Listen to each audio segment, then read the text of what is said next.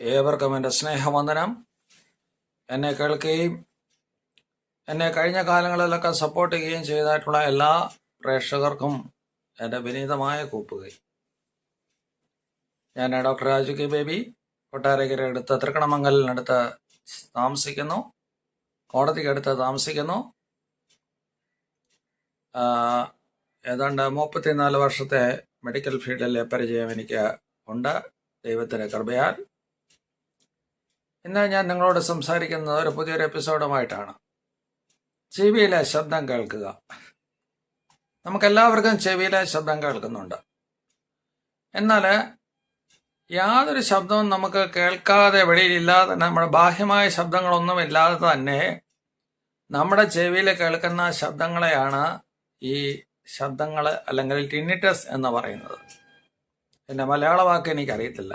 അബ്നോർമലായിട്ട് ശബ്ദങ്ങൾ കേൾക്കുക. ചിലപ്പോൾ ഒരു ബിസിങ് സൗണ്ട്, ചിലപ്പോൾ ഷൂ എന്നായിരിക്കും, ചിലപ്പോൾ ട്രെയിനിൻ്റെ ശബ്ദമായിരിക്കും, ചിലപ്പോൾ ഗുളുകുളാന്നുള്ള ശബ്ദമായിരിക്കും, അല്ലെങ്കിൽ ഈ പൾസേഷൻ പോലുള്ള ശബ്ദമായിരിക്കും. അങ്ങനെ പലവിധമായിട്ടുള്ള ശബ്ദങ്ങൾ കേൾക്കുന്നതായിട്ട് ആൾക്കാർ പറയാറുണ്ട്.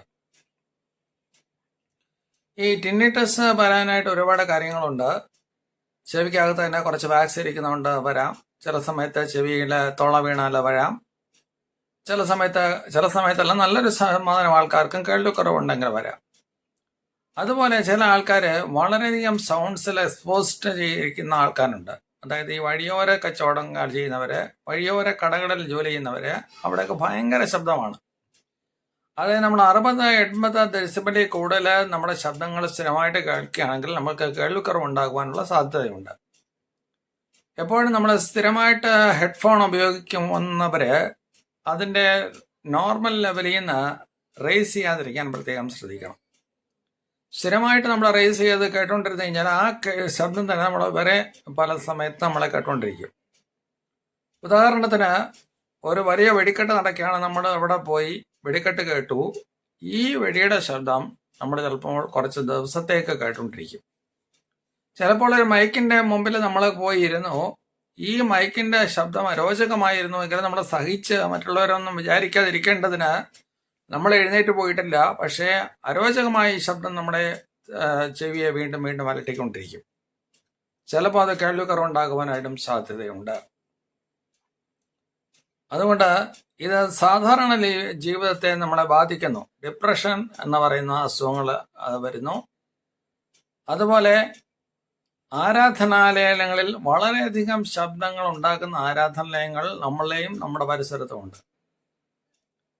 നിർഭാഗ്യം എന്ന് പറയട്ടെ, വളരെയധികം സൗണ്ടുകൾ ഉണ്ടാക്കരുത് എന്ന് റോഡിൽ കൂടി പോകുന്നവർക്കും, അത് അമ്പലത്തിലായിരുന്നാലും പള്ളിയിലായിരുന്നാലും എവിടെയായിരുന്നാലും അധികം ശബ്ദങ്ങൾ ഉണ്ടാക്കരുതെന്ന് ഗവൺമെന്റ് പല നിയമങ്ങൾ കൊണ്ടുവന്നിട്ടും ഇന്നും പലയിടത്തും ശബ്ദ പരിധി വിട്ട് ഉള്ള കളിയാണ്. ഇങ്ങനെ സ്ഥിരമായിട്ട് കേട്ട് കഴിഞ്ഞാൽ, അതായത് റെയിൽവേ സ്റ്റേഷനിലെ പോലുള്ള ട്രെയിനിന്റെ ശബ്ദം ഏതാണ്ട് 80-100 ഡെസിബിൾസ് ഒക്കെ വരും, 90 ഡെസിബിൾസ് ഒക്കെ വരും. അങ്ങനെയുള്ള വലിയ ശബ്ദങ്ങൾ സ്ഥിരമായിട്ട് നമ്മൾ കേട്ട് കഴിഞ്ഞാൽ നമ്മുടെ കേൾവി പോകാനായിട്ട് സാധ്യതയുണ്ട്. എന്താണ് ഈ കേൾവിക്കുറവും അതുപോലെ ഈ ശബ്ദ കേൾവിക്കുറവും ഈ ടിന്നിറ്റസ് അല്ലെങ്കിൽ കേൾവിയിലെ ശബ്ദം കേൾക്കുന്നതും തമ്മിൽ എന്ത് ബന്ധം? തീർച്ചയായിട്ടും കേൾവിക്കുറവുള്ളവർക്കാണ് ഇത് ശബ്ദം ടിന്നിറ്റസ് കൂടുതലായിട്ട് കണ്ടുവരുന്നത്. അതുകൊണ്ട് നമ്മുടെ ചെവികളെ സൂക്ഷിക്കേണ്ടത് നമ്മുടെ കടമയാണ്. വിദേശ രാജ്യങ്ങളിലൊക്കെ കാണുകയും കേൾക്കുകയും നമ്മൾ ചെയ്തിട്ടുള്ള കാര്യം എന്ന് പറഞ്ഞാൽ ഇയർ മഫ്ലർ ഉപയോഗിച്ചിരിക്കും. അവർ ഫീൽഡിൽ ഇറങ്ങുന്നതിന് മുമ്പ് ഇയർ മഫ്ലർ ഉപയോഗിച്ചിരിക്കും. എന്നാൽ ഇവിടെ അങ്ങനെ ഒരു ഇൻഡസ്ട്രിയൽ ഏരിയാസിൽ എൻ്റെ അറിവ് പരിമിതമാണ്, എങ്കിലും അങ്ങനെ ഉപയോഗിക്കുന്നതായിട്ട് ഞാൻ കണ്ടിട്ടില്ല. എങ്കിലും ചെവിയിൽ അസാധാരണമായ ശബ്ദത്തിൻ്റെ കേൾവിയുടെ ഇൻറ്റൻസിറ്റി കൂടാതിരിക്കാനായിട്ട് വളരെയധികം ശ്രദ്ധിക്കണം. അതുമാത്രമല്ല, പ്രഷറുള്ള ആൾക്കാർക്ക്, ഹാർട്ടിൻ്റെ അസുഖമുള്ള ആൾക്കാർക്ക്, ഷുഗറുള്ള ആൾക്കാർക്ക്, അതുപോലെ കൊറോണറി ഡിസീസ് ഉള്ള ആൾക്കാർക്ക്, അതുപോലെ മറ്റു പല രോഗങ്ങളും നമ്മുടെ ഈ ചെവിയുടെ ആവശ്യമില്ലാത്ത ശബ്ദങ്ങൾ കേൾക്കുവാനായിട്ട് കാരണമാകും. അങ്ങനെ വരുമ്പോൾ നിങ്ങളൊരു ഡോക്ടറെ കണ്ടിട്ട് നിങ്ങളുടെ കേൾവി പരിശോധിക്കണം. നിങ്ങളുടെ ചെവിയിൽ എന്തെങ്കിലും വാക്സ് ഉണ്ടെങ്കിൽ അത് എടുത്തു കളയണം. നിങ്ങളുടെ കേൾവി നന്നായിട്ട് പരിശോധിച്ചിട്ട് മാത്രമേ ഇത് എങ്ങനെയുള്ള കേൾവിക്കുറവാണെന്ന് മനസ്സിലാക്കാനായിട്ട് പറ്റത്തുള്ളൂ.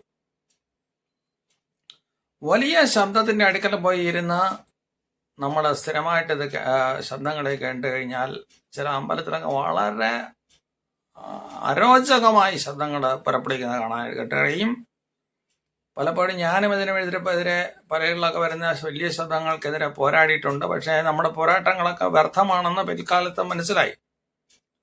കാരണം ശക്തമായ നിയമപരിരക്ഷ ഉണ്ടെങ്കിൽ മാത്രമേ ഈ ശബ്ദ കോലാഹലങ്ങളിൽ നിന്ന് നമുക്ക് നിയമം നമ്മളെ ശരിയാക്കൂ. അതുപോലെ ഈ ടെൻഡസ് എന്ന് പറയുന്ന ഈ ശബ്ദം ചില രോഗത്തിന്റെ രസമാകാം. മൈനസ് ഡിസീസ് എന്ന് പറയുന്ന ഒരു രോഗം ഈ ടെൻഡസ് എന്ന് പറയുന്ന ഈ സംഭവത്തിൽ കൂടി വരുന്നു. ഇതിന് ചെയ്യാൻ പറ്റുന്ന നമ്മളെ ശബ്ദമുള്ള സ്ഥലത്ത് നിന്ന് പിന്മാറുക. അതുമാത്രം ചെവിയിൽ എന്തെങ്കിലും കേൾവിക്കുറവുണ്ടോ, അല്ലെങ്കിൽ വാക്സ് ഉണ്ടോ, അല്ലെങ്കിൽ മറ്റെന്തെങ്കിലും അസ്വസ്ഥതകളുണ്ടോ എന്നുള്ളത് നമ്മൾ സ്ഥിരമായിട്ട് പരിശോധിക്കണം. 6 മാസത്തിലൊരിക്കൽ അല്ലെങ്കിൽ 1 വർഷത്തിലൊരിക്കലും നമ്മൾ ഡോക്ടറെ കണ്ടിട്ട് അത് പരിശോധിക്കണം. അതുപോലെ ഒരു ക്ലോസ്ഡ് എൻവയോൺമെന്റിൽ കഴിയുന്ന ആൾക്കാർ, അതായത് വീട്ടിൽ നിന്ന് വെളിയിറങ്ങാത്ത ആൾക്കാർ പലരുമുണ്ട്. നിങ്ങളുള്ള ആൾക്കാർക്ക് ഇങ്ങനെയുള്ള അസുഖങ്ങൾ കൂടി വരും. നിങ്ങൾ എത്രത്തോളം ഈ അസുഖത്തെ ഭയക്കുന്നു അത്രത്തോളം ഈ അസുഖങ്ങൾ നിങ്ങൾക്ക് കൂടി വരും. അതിന് നമുക്ക് ചെയ്യാൻ പറ്റുന്നത് മറ്റ് ശബ്ദങ്ങൾ, റേഡിയോയുടെ ശബ്ദങ്ങളോ അല്ലെങ്കിൽ ഉറങ്ങാൻ കിടക്കുന്ന റേഡിയോയുടെ ശബ്ദത്തോ അല്ലെങ്കിൽ ടി വിയുടെ ശബ്ദമോ ചെറിയ ടോണിലിട്ട് കഴിഞ്ഞാൽ ആ ഉറങ്ങുന്ന ശബ്ദ സമയത്ത് നമുക്ക് ഈ ശബ്ദം നമ്മളെ ആക്രമിക്കുകയില്ല. എന്തായാലും ഇതിന്റെ കേൾവി പരിശോധന, ചെവി പരിശോധന വളരെ അത്യാവശ്യമാണ്. ഈ കേൾവിക്കുറവിന് ചില ഈ ടെൻഡസിന് ചില മരുന്നുകളുണ്ട്.